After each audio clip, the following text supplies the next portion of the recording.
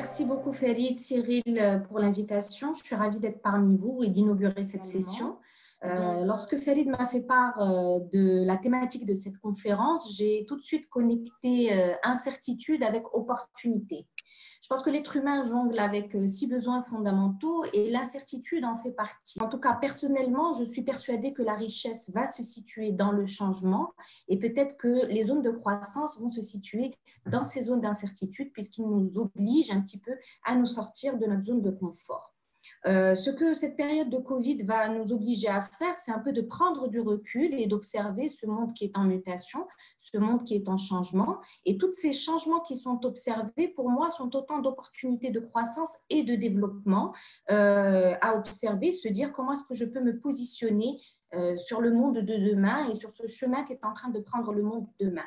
Je vais donner quelques exemples. On est en train d'observer un peu l'émergence du e-learning, du e-training, l'explosion du e-commerce, du online payment. En tout cas, tous les modes de consommation, le processus d'achat est en train de changer. Et du coup, peut-être qu'il faut se poser la question, comment est-ce que je peux me positionner dans ce nouveau paradigme et comment se réadapter, se former convenablement.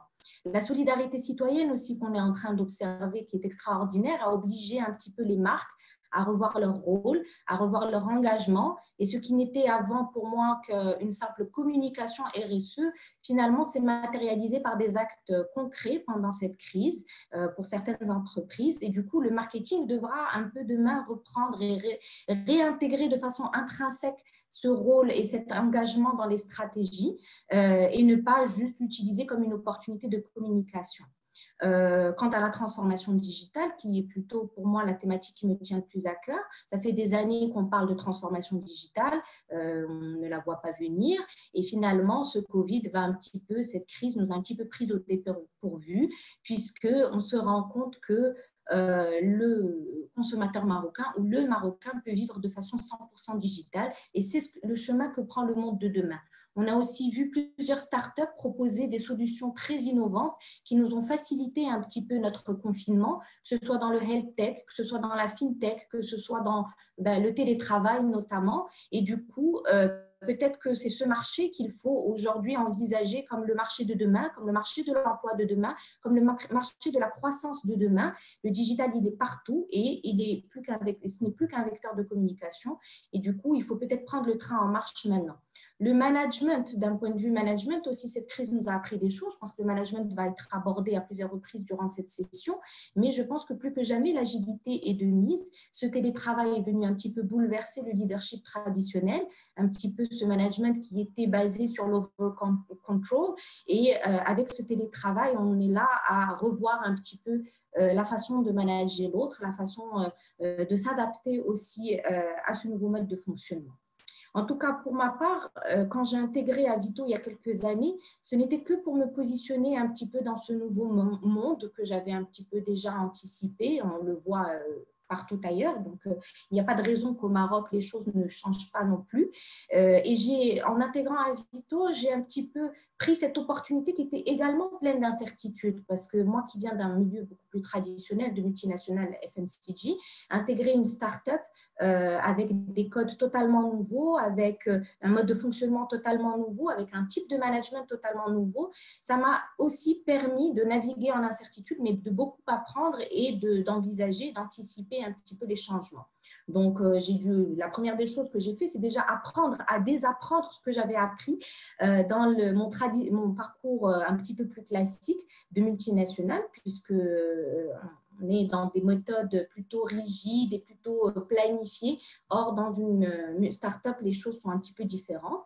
J'ai aussi appris à intégrer l'échec comme une force, puisque aujourd'hui, on ne nous apprend pas à accepter l'échec, on ne nous apprend pas à naviguer avec l'échec, alors que dans une start-up, le test and learn, c'est quelque chose de très classique. L'échec est une norme, l'incertitude est une norme et il faut apprendre à vivre avec. La gestion de l'humain également est très différente et très complexe. On aborde l'autre différemment en entreprise. Le manager va endosser davantage un rôle de coach, d'accompagnateur, beaucoup plus finalement qu'un rôle de boss ou de supérieur. Les barrières hiérarchiques vont un petit peu être revues différemment. Le métier même du marketing, pour moi, cette crise va nous apprendre beaucoup de choses et il va falloir apprendre à s'adapter puisque on parle d'un mode de consommation qui a changé, de tout un processus d'achat qui a changé. Donc, le marketing également doit tenir compte de ce changement-là. Notre rapport aux médias, notre rapport aux agences, notre rapport à la création, à la publicité doit certainement changer. Donc, voilà. Et sinon, si on garde un petit peu le même mode de fonctionnement, on enracine un peu les marketeurs dans une vision qui ne sera plus d'actualité demain. Donc, est-ce que nous sommes témoins d'une crise, de la dernière crise de ce genre? Moi, je ne le pense pas. Je pense qu'au contraire, nous sommes témoins, finalement, on est en train d'apprendre à vivre avec ce genre de crise. Le Covid n'est peut-être que le prototype et il serait temps aujourd'hui de prendre ça comme une opportunité pour apprendre à transformer les défis plutôt qu'à les subir. J'ai une question qui va me permettre de rebondir un peu sur ce que tu as eu l'occasion de décrire. Alors, clairement, pourquoi l'impératif de renouvellement pèse plus sur les hommes que sur les femmes en ces temps d'incertitude? Écoute, Farid, merci pour ta question. Je pense qu'effectivement, j'ai commencé un petit peu à apporter un début de réponse dans ma présentation. J'en reviens un peu à cette culture de la stabilité qui va être beaucoup plus forte pour les femmes que pour les hommes. Et cet ancrage dans lequel on nous met, la femme doit être un petit peu garante de la stabilité de la famille, du foyer, va un petit peu complexifier sa capacité à s'adapter plus rapidement au changement. On va plutôt se dire que non, c'est l'homme qui doit prendre des risques et du coup, il est beaucoup plus formé, je vais dire, à ce mindset-là. Mais bon, bien sûr, la question se veut un petit peu provocatrice. Évidemment que les choses peuvent être changées. C'est difficile peut-être au féminin, d'autant plus dans cette période de crise où on est dans une cellule familiale et du coup, on va reposer sur les épaules plus de responsabilités et peut-être plus de stress émotionnel chez la femme que chez l'homme.